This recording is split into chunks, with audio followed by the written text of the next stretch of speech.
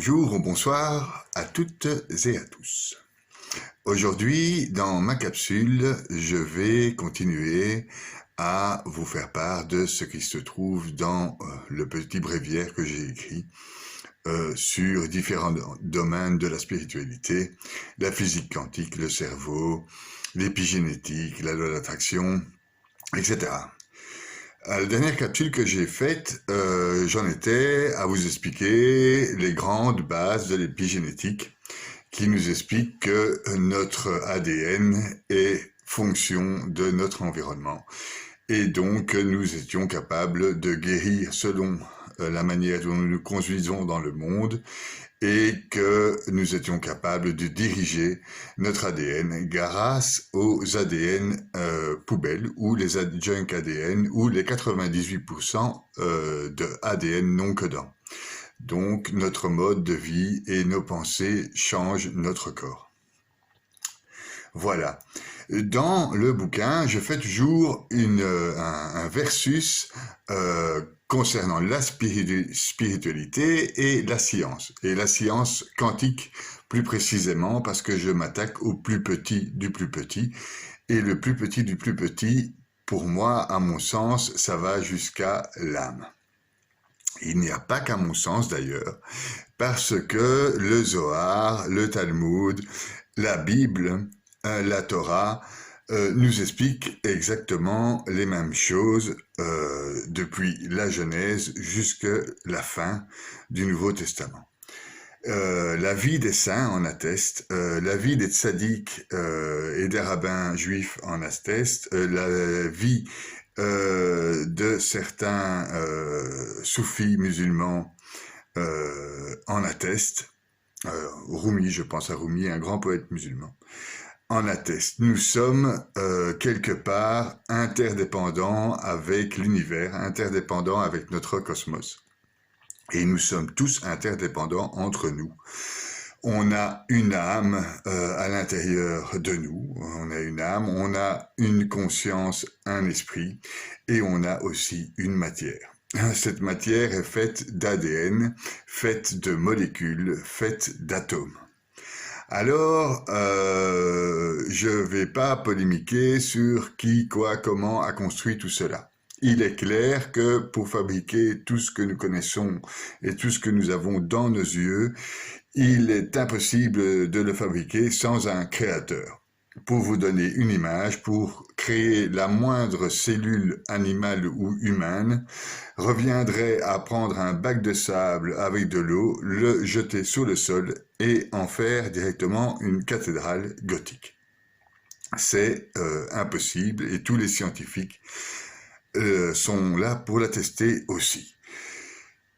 Tous les scientifiques sont là pour attester aussi que nous venons au plus loin de ce que porte la connaissance actuelle en cosmologie d'un fond diffus cosmologique. Alors, le fond diffus cosmologique ne possède rien de ce que nous connaissons, ni molécules, ni atomes, ni quarks, ni cellules, ni rien du tout. En fait, ce fond diffus est une sorte de masse informe et vide, comme il est indiqué dès le début dans la Bible. Alors, je ne vais pas tergiverser non plus sur le fait que les vérités sont écrites dans la Bible et dans les écrits sacrés. La vérité se trouve donnée par la puissance du Saint-Esprit, par le Père, c'est-à-dire Yod-Heh-Vav-Heh, le divin imprononçable au-dessus de ce que nous pouvons nous représenter en tant qu'humains, au-dessus de la nature, au-dessus des cieux, au-dessus des cieux des cieux, au-dessus des 7 cieux, sur son trône, est le Créateur. En partant de cette base-là, qui fait partie non seulement de la foi, mais de l'ouverture d'esprit et de la connaissance. Évidemment, vous ne pouvez pas vous rendre compte du domaine traité si vous n'avez aucune connaissance. Et c'est bien pour ça que je vais vous faire cette capsule, pour que vous ayez un peu plus de connaissances. Et c'est pour ça aussi que j'ai écrit ce bouquin, pour que vous ayez un peu plus de connaissances afin de grandir spirituellement. La spiritualité, ce n'est pas l'astrologie, ce n'est pas la médiumnité, ce n'est pas lire dans les cartes ou regarder dans une mare de café. La spiritualité, c'est quelque chose qui atteint le plus profond de nous. Et ces choses qui atteignent le plus profond de nous sont écrites en premier dans la Torah, en hébreu, et a été poursuivi par le Messie, le Massiach, que les Hébreux et les Juifs n'ont pas reconnu, qui s'appelle Jésus. Voilà. Alors, Jésus était quand même un juif hébreu et tout à fait tout ce qu'il y avait de plus mystique et tout ce qu'il y avait de plus connaisseur ou connaissant, un docteur de cette loi indiquée dans la Torah. Voilà, donc on passe donc un peu en revue à l'origine était Dieu qui formait d'un tohu-bohu les hommes et la Torah. Voilà, les écrits sont arrivés bien avant que Dieu créa l'homme. Ces écrits ont été créés pour faire l'homme à l'image de Dieu. Ensuite est venu différents prophètes, Abraham, Jacob, Joseph, David, etc., Salomon, pour en arriver au Dieu fait homme, celui qui a délivré les hommes du péché originel indiqué dans la Genèse lorsque Ève mangea la pomme de l'arbre interdit, et cet arbre était l'arbre de la connaissance. Alors, qu'est-ce que nous faisons aujourd'hui? Nous allons un peu manger de cet arbre de la connaissance. Nous allons un peu avancer dans cette vie où, de toute façon, un jour, nous allons mourir. Et c'est parce que Ève a mangé l'arbre de la connaissance que nous allons mourir et que nous allons avancer. Il y a une énergie pour avancer. Je vous avais parlé longuement des énergies. Évidemment, tout est énergie, c'est ce qui explique les taux vibratoires, c'est ce qui explique la loi de l'attraction, c'est ce qui explique les synchronicités, c'est ce qui explique l'épigénétique, c'est ce qui explique la physique quantique. Tout est énergie. Maintenant, dans ce chapitre, dans cette capsule, qui fait partie toujours pour moi de l'épigénétique, mais alors nous allons voir une sorte d'épigénétique un peu bizarre, un peu mystique et un peu givré, comme dirait l'autre, mais qui est du domaine du sacré. Et donc, on est dans le domaine des écrits sacrés, c'est-à-dire que la Bible ou la Torah a été écrite en hébreu et d'abord, avant la création de la Torah ou de la Bible, il y avait le langage oral entre les rabbins, entre les prêtres, entre Abraham et son fils, etc. Et ces langages oral, c'est ce qu'on appelle communément la Kabbale. Alors la Kabbale juive est un art et une chose assez compliquée qui fait appel à la Gematria. Et donc la Gematria, c'est l'étude des correspondances numériques des lettres de la Torah, donc avec les mots. Et cette correspondance numérique nous apporte des éclaircissements concernant ce que dit exactement notre Bible. Exemple, pour ça, il faut connaître l'hébreu. Il y a le nombre 26, qui est la numérologie de Dieu. Donc, chaque fois que vous rencontrez 26 en hébreu dans la Gematria, ça veut dire Dieu. Alors, Dieu a différents attributs.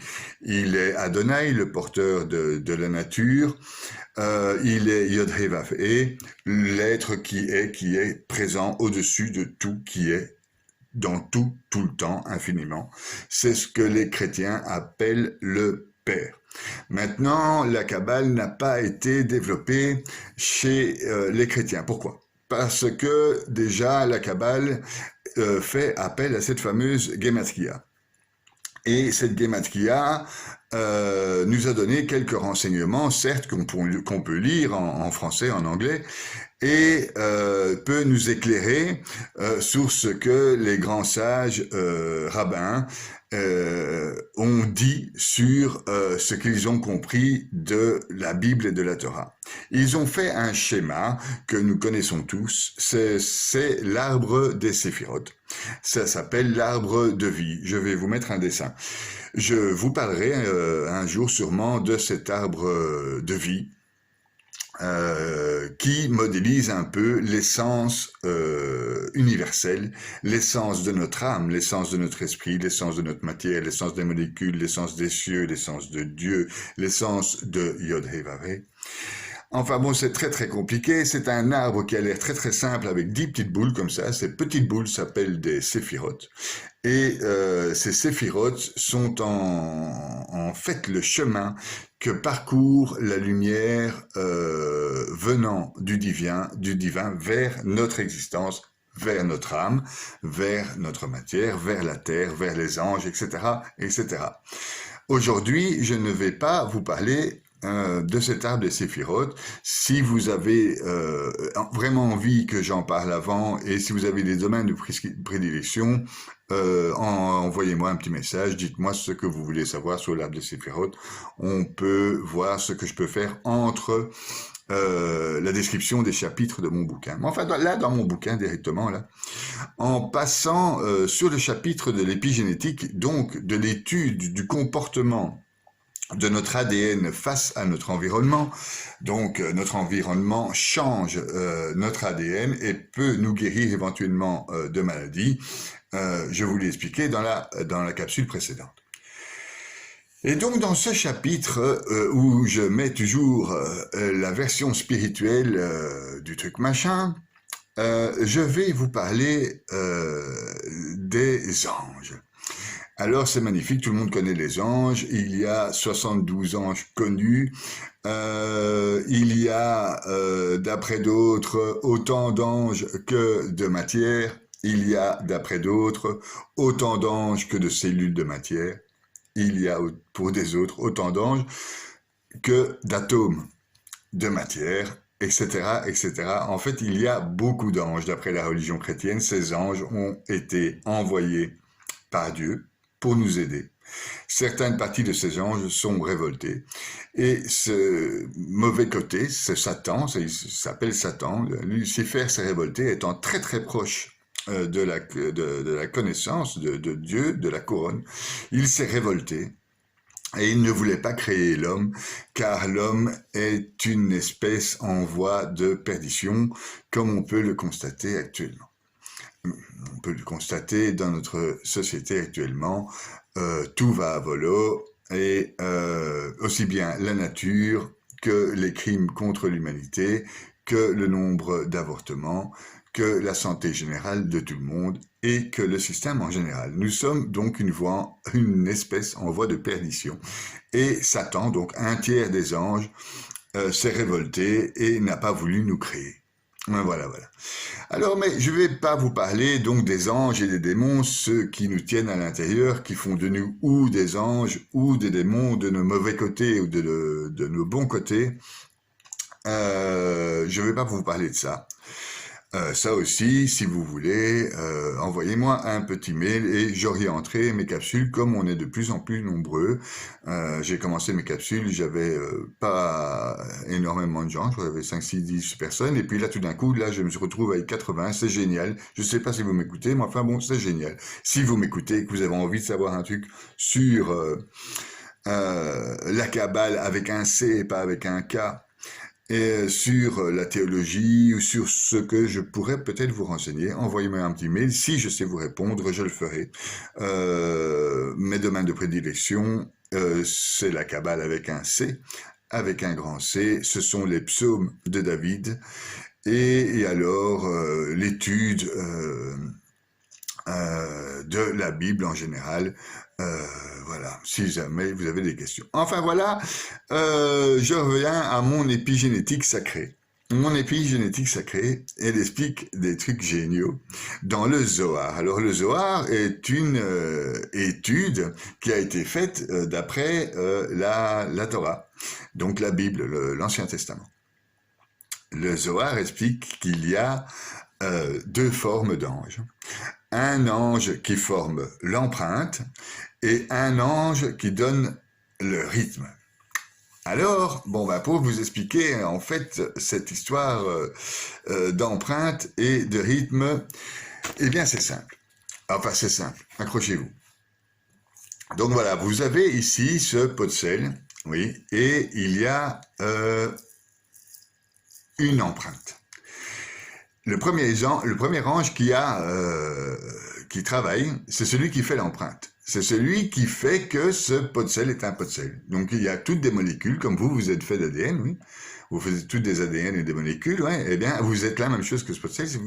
C'est un peu la même chose. On peut comparer le pot de sel à l'homme, c'est ça que je veux dire. Donc, le pot de sel, il y a une empreinte, oui.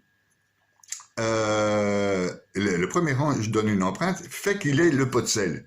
C'est-à-dire ce sont toutes des molécules mises ensemble, qui ont été fondues avec le verre, là, qui ont été fondues avec le plastique, ça a été mis ensemble, tout ça, ouais, et ça donne un pot de sel. Voilà. Donc, en fait, ça c'est l'empreinte, l'ange qui donne l'empreinte de ce pot de sel. Maintenant, moi je peux être le démon, démonter le pot de sel, ou le casser par terre. Mais bon, on n'en est pas là, on est simplement aux deux anges. Donc l'ange d'empreinte, celui qui fait que vous êtes une forme, que vous avez une forme cohérente qui tient ensemble, comme l'estomac et les intestins et tout le système digestif, comme le cœur et le système de circulation sanguine, et comme le système de circulation sanguine avec notre cerveau, etc., etc., ce qui s'appelle en métaphysique l'âme. En tout cas, la première âme, celle qui tient notre corps ensemble, celle qui fait que on est un être vivant. Donc, on a un ange, ouais, qui fait qu'on est vivant. Ok, et il y a deux grandes sortes d'anges, donc celui de la forme, oui, et celui du rythme. Donc, vous avez compris, celui de la forme et celui du rythme. Alors, un truc très bizarre, c'est que la Torah, Dieu nous dit que nous sommes faits à son image. C'est marqué dans la Genèse, chapitre je ne sais pas combien, avant le 1 là, et Dieu créa l'homme à son image.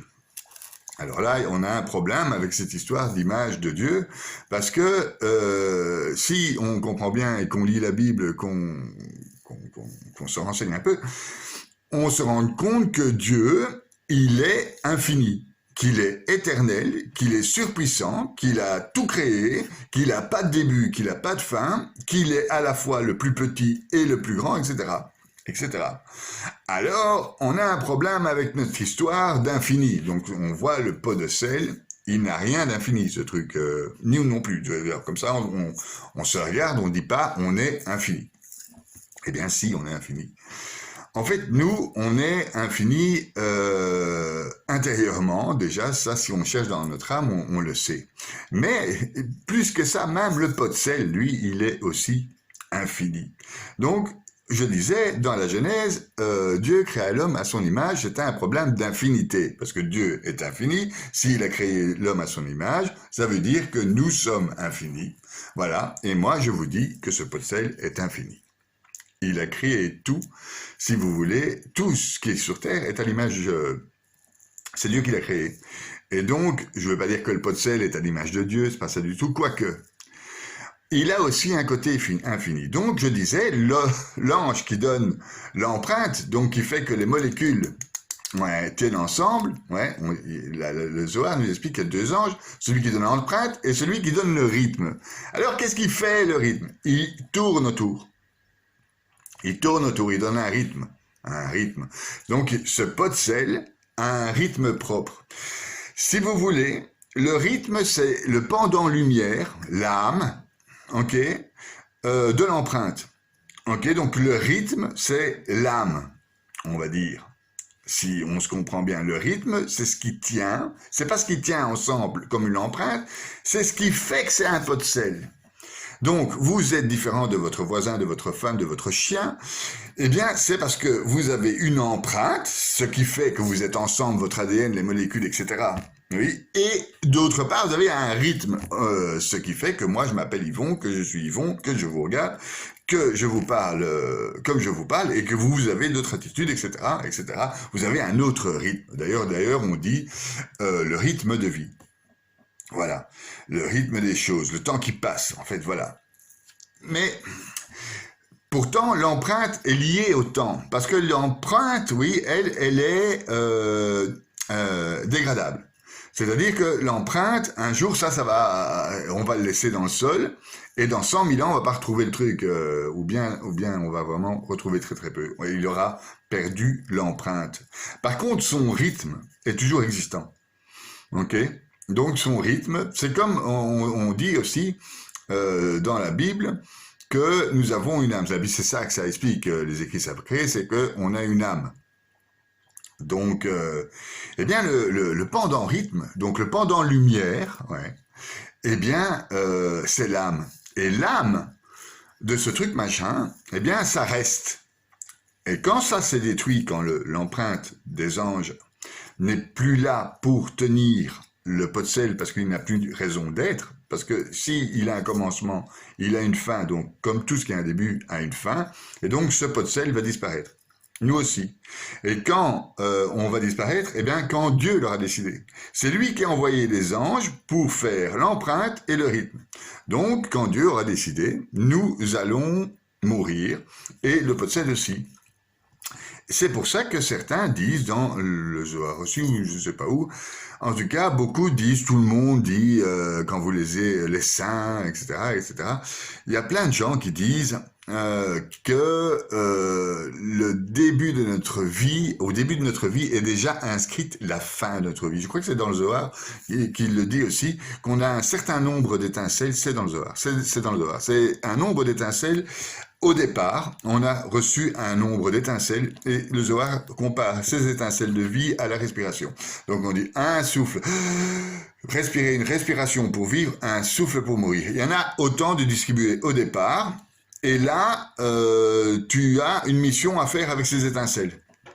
Donc, au départ, tu as un nombre d'étincelles et ton libre arbitre va faire que oui ou non, tu vas utiliser ces étincelles pour faire la mission pour laquelle tu as été mis sur Terre.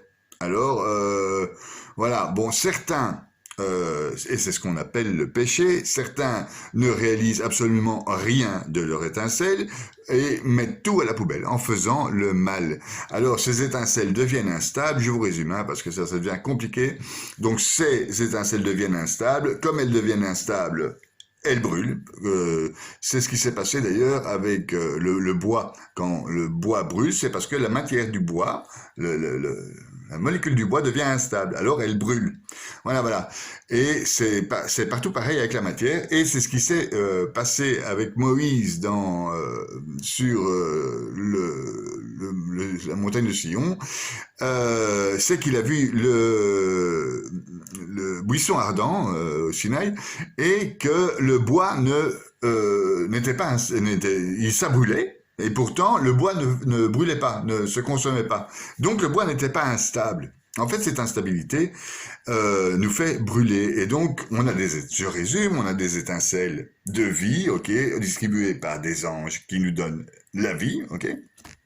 Et toutes ces étincelles, elles ont un but. Ok, on est là pour faire quelque chose. Donc, il ne s'agit pas de glander, parce que quand vous glandez, vous perdez vos étincelles. Et donc ça, c'est votre libre arbitre, évidemment. Vous pouvez glander toute votre vie, j'en connais. Et donc, vous n'utilisez pas vos étincelles, ces étincelles-là sont devenues inutiles, alors ou bien elles se recyclent directement vers quelque chose d'autre qui va par exemple vous apporter la poisse ou un truc comme ça. Donc vous utilisez des mauvaises étincelles pour faire des mauvais trucs, vous retournez avec un effet boomerang dans la gueule. C'est ce qui s'appelle la loi de la détraction, excusez-moi, mais d'attraction dans l'autre sens, c'est-à-dire que les étincelles qui vous est alloués sont là pour être utilisés vers le bien, pour ne pas devenir instables. Bon, là je me suis un peu perdu avec mon histoire d'ange, d'étincelles et d'énergie. Alors voilà, je récapitule. Donc, il y a les énergies, donc l'ange qui fait l'empreinte de forme, ce qui fait que ça c'est du sel, ça c'est un bic, ça c'est une télécommande, et moi, je suis moi. Eh bien, ce que vous voyez là, c'est l'empreinte. Je suis une empreinte de Dieu. Voilà. Comme tout ce qui est dans la nature est une empreinte de Dieu. Et puis, alors, il y a le rythme. Et je suis aussi le rythme de Dieu, mais c'est différent, parce que le rythme, il va rester. C'est-à-dire que l'empreinte, elle va foutre le camp un jour, parce que Dieu l'aura décidé. Et le rythme, ouais, lui, il va rester, parce que lui, il est infini. Il tourne autour du pot de sel pour faire un pot de sel. Il tourne autour de moi, c'est ce qu'on appelle les auras et tout ça. Je ne m'intéresse pas du tout au New Age, donc je m'en contre-tape. Mais les auras et les trucs et les bazars, tous ces bazars, là, ça tient nous ensemble, ça nous tient ensemble. En fait, c'est Dieu qui a envoyé 2 anges, nous dit le Zohar, celui de l'empreinte et celui du rythme. Alors, pour voir ça, il faut non seulement lire un peu le Zohar, mais ça, je m'en charge pour vous et à certains rabbins qui le font très bien, dont je vais remercier à la fin et dont je vais vous citer les noms, parce qu'il faut toujours quelqu'un pour vous apprendre les choses. Et ces gens sont formidables et j'espère être, moi, formidable pour vous. Donc, récapitulons. C'est que c'est marqué dans la Genèse. Alors Dieu créa l'homme à son image. Donc on a un problème, enfin on n'a plus de problème parce que maintenant on a compris que nous étions infinis, ok, que le poids, voilà, il est infini, ok, parce qu'il y a une empreinte et puis une empreinte de forme et une empreinte de rythme. Alors c'est marqué. En fait, ce que fait la Kabbale, elle analyse les textes. Voilà. Non, normalement, les grands kabbalistes, c'est pas normalement, les grands kabbalistes sont des rabbins hébreux. Voilà. Il y a pas à discuter, on t'éduque pas. T'apprends l'hébreu, t'apprends la Torah. T'es pas obligé d'être juif, mais au moins t'apprends l'hébreu et t'apprends la Torah. Mais quand même, je vais vous expliquer avec ma notion de Kabbale à moi. Donc, c'est une Kabbale pas avec un K comme les rabbins juifs, mais avec un C comme chrétien.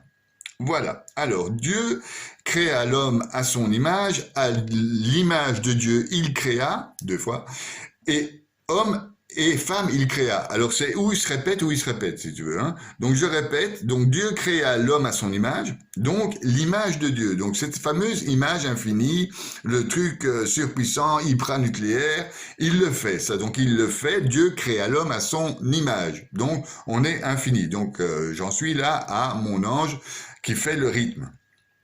Et ça, en religion chrétienne, ça s'appelle le Père. Ok, chez les chrétiens, nous avons le Père, le Fils et le Saint-Esprit, ce qui n'existe pas pour les Juifs. Ok, il n'y a pas de Père, Fils, Saint-Esprit, il y a Dieu, point barre.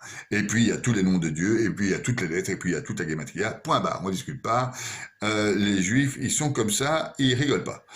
Donc, c'est pas que les chrétiens rigolent, hein, c'est que tout simplement,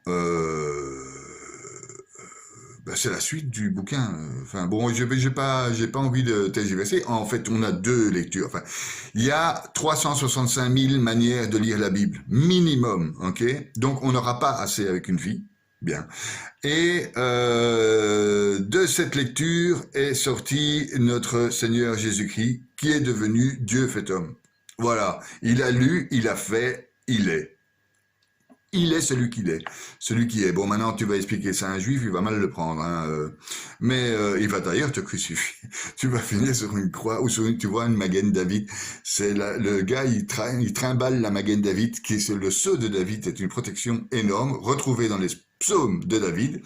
Le psaume 1 et le psaume 150 déjà, c'est sûr, parce qu'ils ont 6 versets, et que chaque verset est l'étoile, une partie de cette étoile de David. Il y a 2 manières d'interpréter, non, il n'y a pas 2, il y en a 365 000, mais déjà les 2 manières d'interpréter, et la manière kabbaliste avec un K, et la manière kabbaliste avec un C de chrétien. K, je ne sais pas, c'est pas caca, c'est pas tout ça. Donc K, Kabbale, avec Kabbalah, ils disent les rabbins juifs pour lequel j'ai le plus grand des respects, évidemment, parce qu'ils sont initiateurs du Dieu unique, parce que c'est eux qui l'ont découvert, c'est parce que c'est eux qui ont écrit tout ça, c'est parce que c'est eux qui ont écouté Dieu, et c'est parce que de eux, nous venons.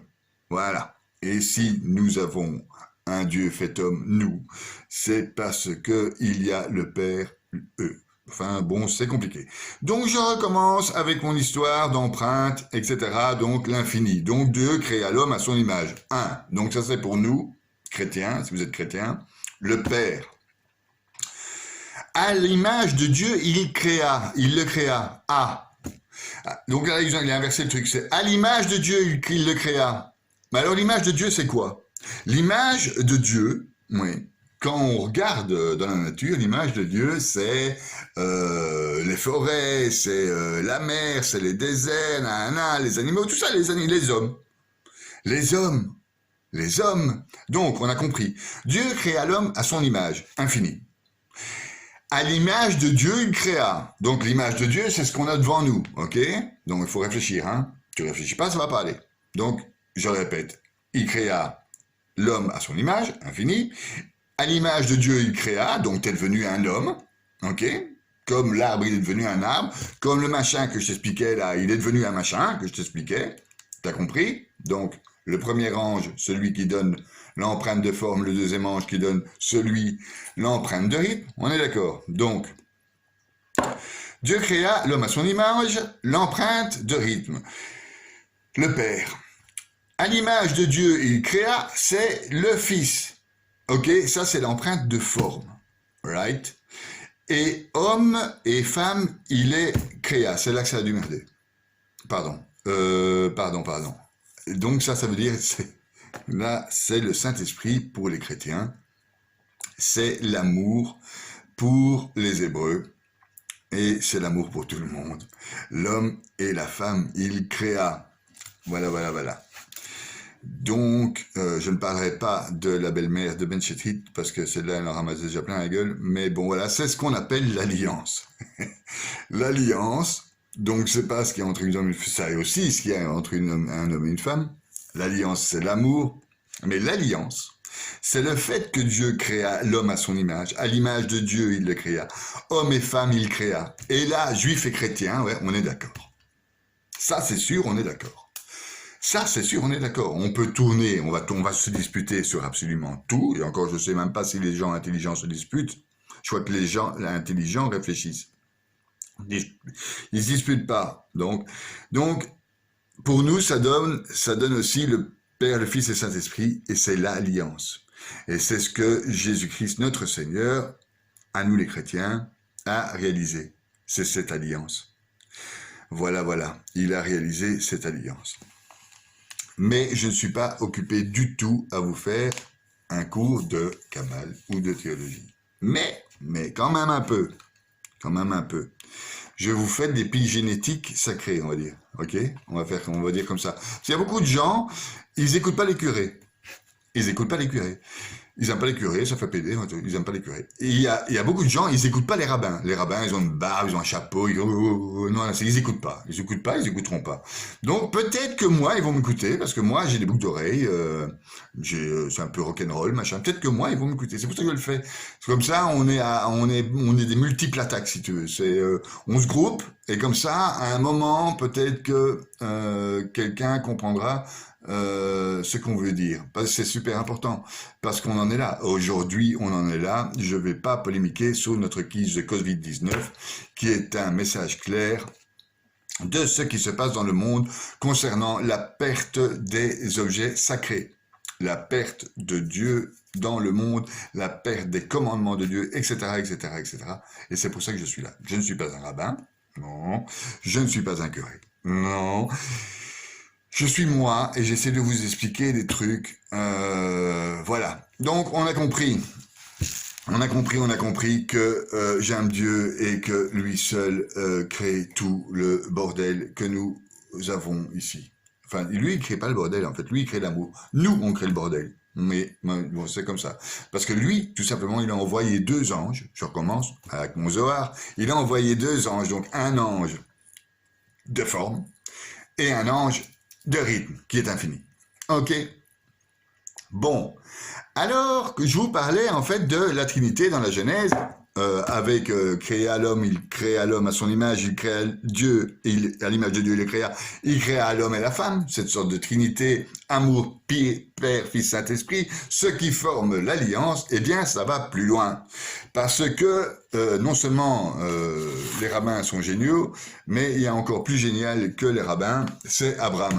Abraham, notre père à tous, aux musulmans, aux chrétiens, aux juifs, à tout le monde. Abraham, lui, il a écrit d'après les rabbins, et d'après la Kabbale juive, et d'après tout le monde qui a écrit là-dessus, doit avoir 15 000 pages, hein, donc voilà.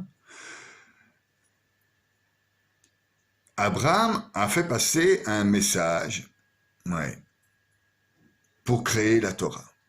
Alors ça a l'air très très compliqué comme ça, mais en fait il a fallu, on va parler historiquement, il a fallu que l'homme apprenne à écrire pour écrire la Torah, si vous voulez. Les lettres, elles étaient là, mais il fallait que les hommes apprennent à écrire. Voilà. C'est un peu comme notre pot de sel, si vous voulez, il est là, parce que les hommes ont appris à le faire. Mais sinon, il était déjà là avant. C'est ce qu'on appelle l'empreinte de rythme. Voilà. J'espère que c'est pas compliqué et j'espère que vous suivez. Suivez, c'est parce que suivez-moi. Vous laissez faire, suivez-moi. Donc, en fait, Abraham, il a écrit un truc avec les lettres hébreuses. Il y a 22 lettres dans l'écriture classique hébreuse, celles qu'on doit tous connaître pour faire la Kabbale. Maintenant, il faut connaître l'hébreu. Ces 22 lettres, c'est les 22 sentiers pour les ésotériques, là, les mecs, ils ont tout compris en comprenant rien. C'est-à-dire qu'ils font tout à l'envers. Il y en a un paquet, c'est très énervant. Ils comprennent rien à rien, ils font tout à l'envers, donc en fait, à l'endroit. Tu apprends l'hébreu, tu apprends le grec, tu apprends la Bible, tu fais les trucs à l'endroit. Mais bon, je vais quand même y aller, même que ça me dérange de raconter des conneries, mais je vais quand même le faire, Donc, l'arbre des séphirotes que je vous mets en image là, il y a 22 sentiers, vous voyez les petites barres qui sont là, ça s'appelle des sentiers de l'arbre des séphirotes. Il y en a 22. Il y en a 22 comme les lettres de la Torah. Cet arbre, je l'ai dit tout à l'heure, pouvait modéliser votre âme, votre esprit, votre conscience, la conscience de la conscience, la conscience de votre âme, la conscience de l'âme des saints, la conscience de l'âme des anges, la conscience de l'âme de Jésus, de Dieu, la conscience de Yod-Heh-Vav-Heh, et etc. Ce qui a créé tout le départ de la lumière. Ok, au départ, c'était vide, c'est marqué dans la Genèse, et la lumière fut. Bam. Voilà. Donc ça schématise tout. Il y a 22 sentiers. Et les 22 sentiers, ce sont les 22 lettres de la Torah. Et donc, Abraham, il a dit que au départ, il faut savoir que dans ces 22 lettres, il y a 3 lettres mères. On appelle ça des 3 lettres mères, qui est Aleph, Mem, Shin. Je vais vous scanner le truc et je vous le mets à côté de moi là. Aleph, je vais vous le scanner et je vous le mets là. Aleph, Mem, Shin en haut. Et alors après, il y a 7 lettres doubles. Donc Bet, Gimel, Dalet, Kaf, Pe, Resh, Tav. Vous le voyez là. Ce sont les lettres doubles. Et puis on a 12 lettres simples. Et Vav, Zain, Et, Tet, Yod, Lamet, Nun, Shamé, Ain, Sadé, Ouf. Excusez-moi pour l'accent hébreu. Je n'ai pas encore tout à fait l'accent hébreu. Ça va venir, hein, ça va venir. Mais je suppose qu'il y a des rabbins qui doivent rigoler à chaudes larmes. Mais bon, j'essaye. J'aurais essayé et ça, c'est tout bénéfice quand même. Je suppose que j'aurai un merci de mon rabbin chéri, dont je vous citerai le nom à la fin. Donc en fait, Abraham a écrit le Sefer Yetzirah. Et le Sefer Yetzirah explique que de ces 3 lettres, donc en fait, je vous résume, de ces 3 lettres, tout a été créé. Et en fait, c'est un peu ça l'alliance aussi. Donc je vous disais, Dieu créa l'homme à son image. Donc, ok. et à l'image de Dieu, il créa, l'homme et la femme, il créa. C'est les 3 lettres de base, en fait, du Sefer Yetzira. Et voilà. Ce sont, oui, alors je vais pas m'attaquer du tout, je suis pas capable de le faire. Tout bêtement, je vous dis simplement que il y a aussi un lien dans le Sefer Yetzira avec les lettres de la Torah, et ces lettres ont écrit l'ensemble de la Bible, ok. Et donc, pour vous dire qu'il y a un rapport aussi avec l'arbre des séphirotes et les 22 sentiers, et que il y a 3 lettres mères, donc cette fameuse Trinité, Père, Fils, Saint-Esprit, cette fameuse alliance et cette fameuse créa. Donc il y a 3 lettres. Il y en a 7 doubles. Qu'est-ce que c'est les 7 doubles? C'est les 7 jours de la création.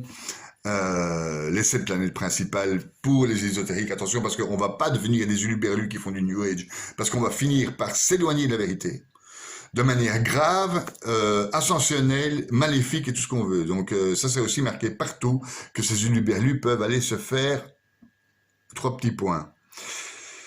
J'en pense pas moins, et la Bible non plus d'ailleurs. Ça, j'y reviendrai peut-être un jour sur un chapitre, si vous voulez, que je peux faire sur les magiciens, médiums, etc. Je me ferai un plaisir de vous expliquer si vous avez envie. Donc les 7 lettres doubles, la création. Les planètes. Voilà, maintenant, je n'ai pas parlé d'étudier dans les astres, voir si le café sera fait demain. Les 12 lettres simples, alors les 12 lettres simples, c'est les 12 signes du zodiaque aussi, parce que le Zohar s'accroche vraiment très fort à ce qui se passe dans le ciel, du fait que le seul lien que nous les hommes on a, ouais, c'est pour voir au plus loin Dieu, c'est de regarder le ciel. D'ailleurs, toujours, quand on pense à Dieu ou quand on prie Dieu, on regarde le ciel. Hein, c'est vrai, hein?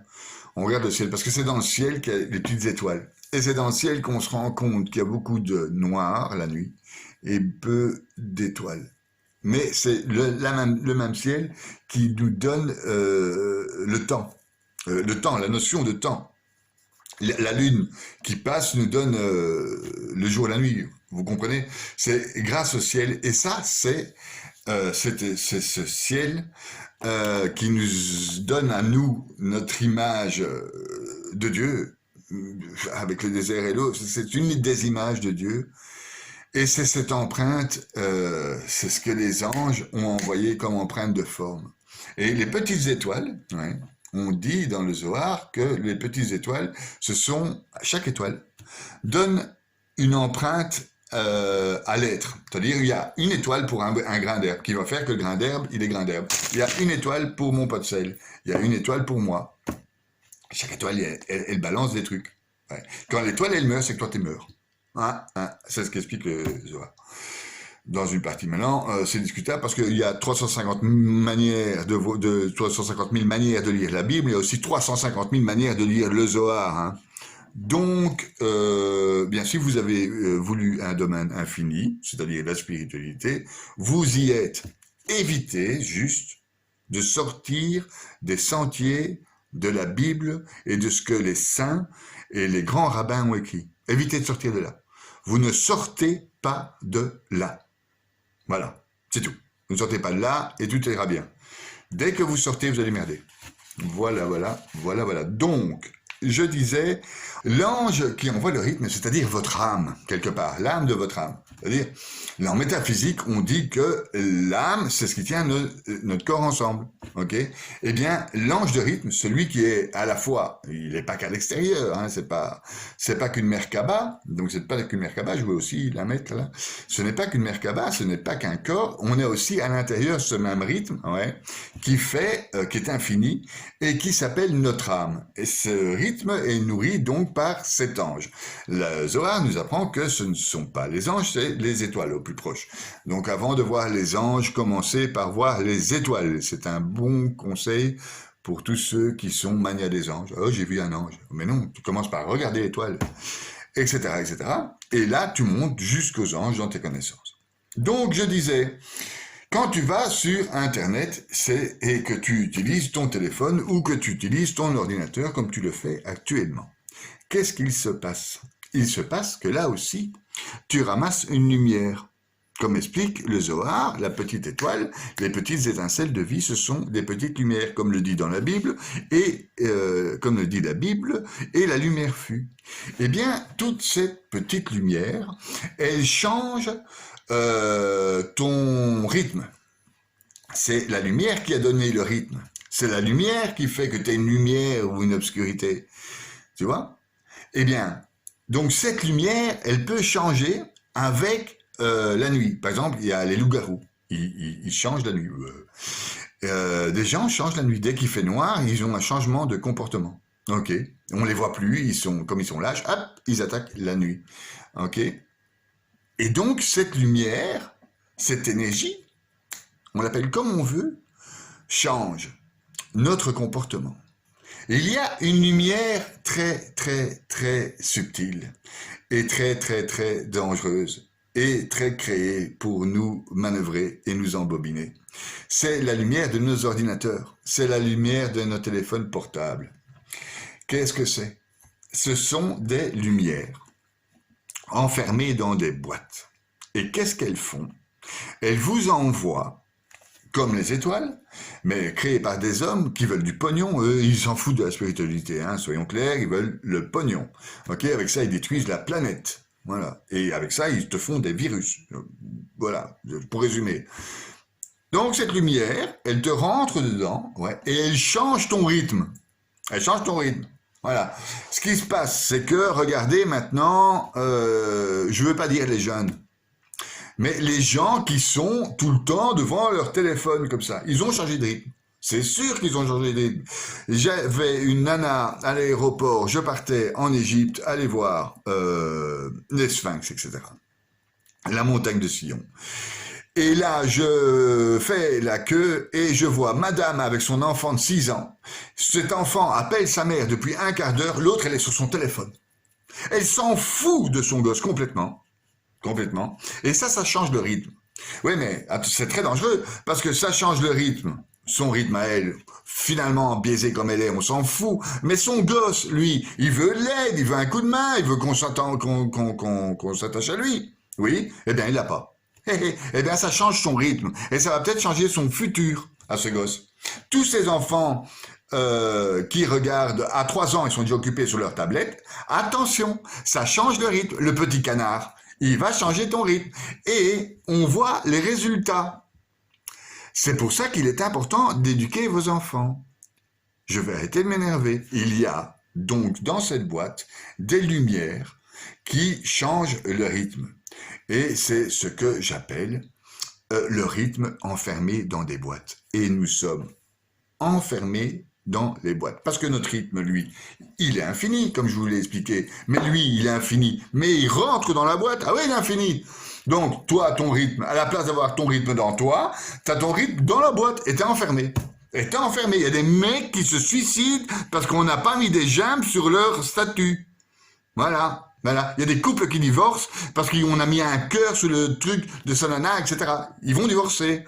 Ça va être fini. Parce que le rythme, il est dans la boîte. Il n'est pas dans le cœur. Voilà, voilà. Donc, c'est très, très, très dangereux. Il faut faire attention. Il faut faire attention dans tous les sens. C'est-à-dire que ce rythme qui peut être modifié peut aussi avoir un bon côté. Exemple, moi qui suis vieux, je me dis, ben, c'est quand même terrible d'avoir Facebook, TikTok, machin, et tout est comme ça à la vue des gens. Et tout le monde sait tout sur tout. Et il y a de la délation, et il y a de l'espionnage, et il y a tout ça. Mais ce qui est bien, finalement, c'est que la société se construit comme ça. Et donc, à un moment, ce rythme-là, qui est enfermé dans la boîte, sera réellement vous. Ça sera réellement votre rythme qui sera dans la boîte. Et quand ce rythme sera dans la boîte, ça sera réglé, le problème de rythme qui est actuellement. Voilà, ça c'est le bon côté. C'est qu'un jour, vous serez un avec l'électronique qui est devant vous. Vous me croyez ou vous ne me croyez pas? C'est comme ça. Et ça, c'est le bon côté. Voilà. Bon, alors peut-être qu'ils vont trouver d'autres solutions. Avant la destruction totale, parce que l'autre, il en a marre de nous voir agir de la sorte. Marre. Il en a ras le cul. C'est un avertissement, ce qu'on a devant les yeux. Hein. nous avons devant les yeux en 2021 un avertissement. C'est pour ça que je fais des capsules. En 2020, j'ai commencé, enfin oui, en décembre 2020, j'ai commencé mes capsules. Parce que je me suis dit qu'avec les connaissances que j'ai, c'était le moment d'être un prophète de plus, un rabbin de plus, un curé de plus, un tout ce que vous voulez de plus. Ok, un érudit de plus, oui, pour vous éloigner et pour vous ouvrir les yeux sur certains trucs, pour vous éloigner du mal, essayer de faire le bien, essayer de retrouver son rythme intérieur, donc cet ange intérieur. Donc, voilà ma petite histoire d'épigénétique sacrée. Alors, vous allez me dire, mais t'es complètement fou. Ouais, mais je suis pas le seul. Donc, il y a quand même un paquet de gens qui sont juifs. Il y a quand même un paquet de gens qui sont chrétiens et qui y pensent. Il y a quand même un paquet de gens qui sont musulmans, et je pense au soufisme, qui ont créé l'énéagramme. Je peux venir aussi sur l'énéagramme, je peux en discuter aussi. Enfin, les musulmans ont aussi une partie très très sacrée chez eux, comme dans toutes les religions d'ailleurs, et le Dieu est le même, et le Dieu est unique. Nous sommes 90% de la planète à croire en Dieu.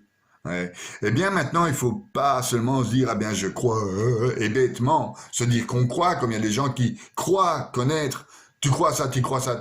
En fait, la seule chose que tu crois, c'est que ta pizza, elle va arriver. Quand tu demandes à un mec, est-ce que je peux avoir une pizza, il va chercher ta pizza, tu crois que ta pizza, elle va arriver. Bon. C'est parce que tu connais la carte. C'est parce que tu as déjà été chez le pizzaiolo. C'est parce que tu connais la rue. C'est parce que tu as marché jusque-là. C'est parce que tu as amené tes gosses. Eh bien, tu fais la même chose maintenant. C'est important, car c'est le moment de le faire. C'est le moment de réintégrer les dieux dans notre société. C'est le moment de réintégrer le sacré et de jeter à la poubelle ce qui doit être jeté. C'est le moment et c'est l'instant. Vous, génération qui m'écoutez, et génération future, c'est-à-dire qu'il y a 3 générations après moi, donc 2,5 on va dire. Eh bien, vous, les petits gars et les petites filles, écoutez-moi, c'est le moment de reprendre les choses en main, de réintégrer le sacré. Lisez la Bible, lisez les saints, lisez les miracles, il y a des histoires fantastiques, ok? Vous pouvez lire Merlin, vous pouvez lire Le Seigneur des Anneaux, vous pouvez lire Star Wars, c'est pas une question. C'est une question qu'il faut réintégrer les dieux. Parce que les dieux, ils respectent leur corps. Et le corps de Dieu, c'est la nature. Si vous respectez pas Dieu, vous n'allez pas savoir respecter la nature. Les uns les autres, aimez-vous les uns les autres, tout ça. Ça vous paraît con, les gars, mais il faut retourner, et très très vite, parce que la planète va à volo, ils sont occupés à tout détruire devant vos yeux, et vous le savez, et vous le voyez. Et il y a une partie d'entre vous qui n'en ont rien à foutre, et c'est bien dommage. Et c'est vraiment bien dommage. On va pas arrêter le mouvement, parce que le mouvement, il est lancé, ok? Et on va pas ralentir le mouvement non plus, parce que, de toute façon, comme je l'expliquais avec mon ange qui donne la forme, elle a une fin. Donc, on arrive forcément à une fin, à un moment, on arrive à une fin. Eh bien, on y est à la fin. Et le seul moyen de s'en tirer de cette fin, c'est d'avoir la foi et de réintégrer l'ange qui fait le rythme, celui qui est infini. L'ange qui fait le rythme ne meurt pas. Voilà, c'est le mystère de la foi. J'ai fini avec ma petite capsule d'épigénétique sacrée. J'espère que vous avez bien rigolé. Je vais quand même lire un truc que j'ai écrit dans mon bouquin là. C'est bien le mystère de Dieu qui serait la quantité, la qualité, la relation, l'intelligence de création, la volonté, la puissance, la substance, l'essence, et qui fait de lui un être créateur. L'Éternel n'est qu'un instant et porte en lui l'infini. Il est identique à lui en tout point de son essence et de sa substance, ce qui fait de lui un être à part entière. Il y a devant vous, constamment, tous les jours, Dieu. Vous le voyez maintenant. Pour voir Dieu, il faut connaître. Donc, c'est comme, tu peux pas, j'étais sur le psaume 32, et sur l'écoute ces derniers temps, j'ai besoin de parler d'écoute. Eh bien, il y a 3 manières d'écouter. Tu peux écouter, tu écoutes, ça rentre par là, ça sort par là. Tu peux écouter, mais alors ça c'est intérieur. Hein. Et alors tu peux écouter, et ça c'est un ordre. Ouais. Ben, c'est la même chose pour voir les choses. Tu peux voir les choses et te dire, ah ouais, bah, c'est pas grave. Tu peux voir qu'il rase la moitié de l'Amazonie et se dire que bah, c'est très triste. Tu peux voir qu'il y a des plastiques dans la mer. Ah bah tu peux dire, ah bah oui, ça c'est vraiment con, il y a des plastiques dans la mer. Ouais. Eh bien, et puis il y a voir. Voir et voir réaliser, c'est-à-dire manger le plastique. Se rendre compte que, comme ils ont détruit les écosystèmes, il y a des virus d'animaux qui arrivent chez nous tout droit et qu'on va tous crever si on continue comme ça. Et puis, y avoir, c'est intégrer. Et pour voir l'intégration, pour l'intégrer dans soi, il faut réintégrer les dieux, parce que c'est lui qui fait le bazar infini. Et si tu n'es pas dans le bazar infini, eh bien, tu vas pas voir. Et tu sais, si tu vas pas voir, eh bien, tu vas crever. Tu vas me dire, on va tous crever.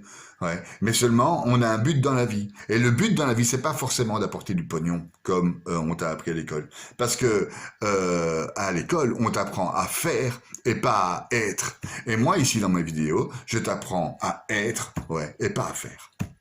Voilà. Au moins tu fais, au plus tu sauras cette planète. C'est le moment de t'y mettre si tu as 10 ans et que tu es devant cette vidéo, à comprendre la moitié de ce que je dis.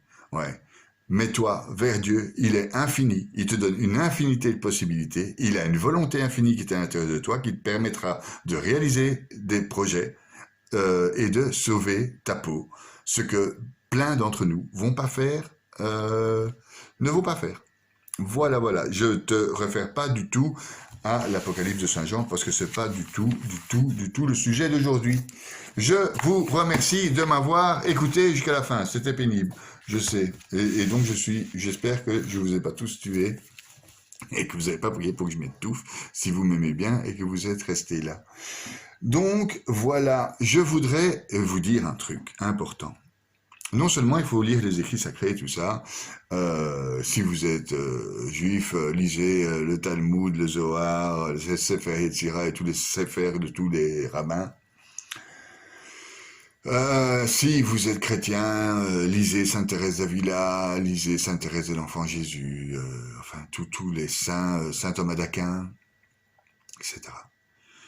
Il est important d'avoir près de soi ou à côté de soi sur Internet quelqu'un que vous sentez bien, quelqu'un avec qui vous avez une sorte d'atome crochu, ça peut être moi, ça peut être, comme je vous le disais, un rabbin, c'est quelqu'un qui vous guide. C'est important de trouver un guide. Moi, j'ai eu un guide. J'en ai eu plusieurs, mais un après l'autre. C'est ce qui s'appelle des phénomènes synchronique et j'ai eu des guides. Alors, en développement personnel, j'aimerais citer Thomas d'Arambourg, que vous pouvez trouver sur le net. Au niveau de la métaphysique, de la théologie, etc., j'aimerais bien citer Arnaud Dumouche, qui a un institut sur Internet qui s'appelle Institut Docteur Angélique. J'aimerais bien aussi citer un abbé de Paris, un abbé, monsieur l'abbé Laguérie, un jésuite qui vous enseigne la Bible sur Internet en capsule vidéo comme ça. Vous devez même pas lire, vous mettez dans le fauteuil et vous écoutez ce qu'il dit. Bon, le mieux c'est de prendre note. Comme avec moi, quand vous m'écoutez, prenez note. C'est mieux.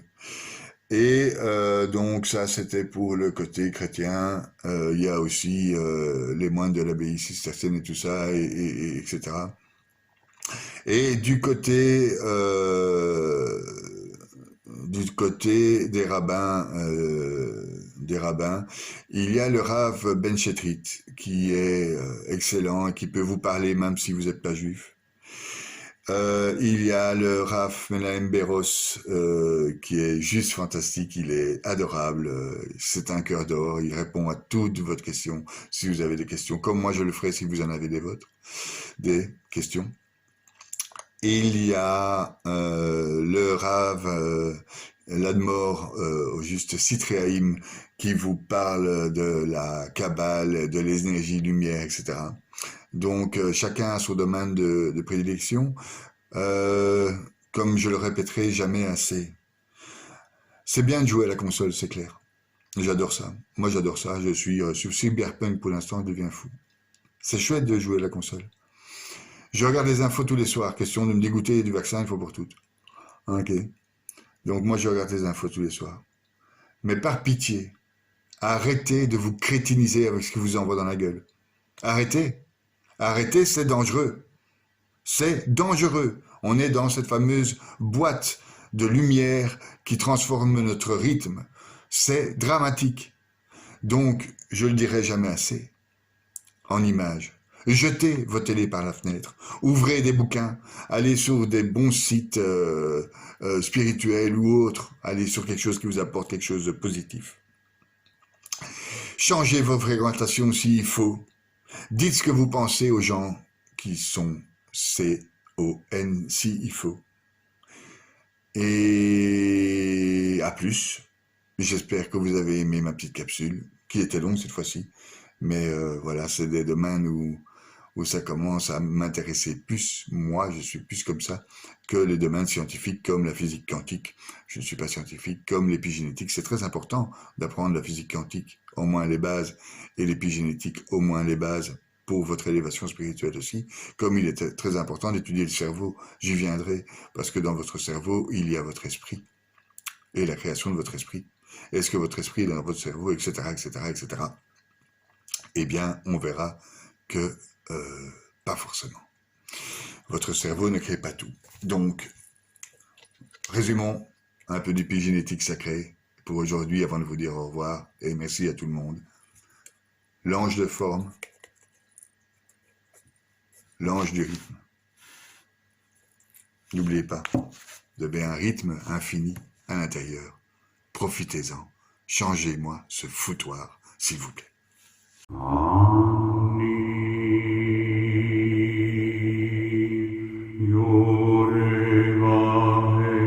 Adonai,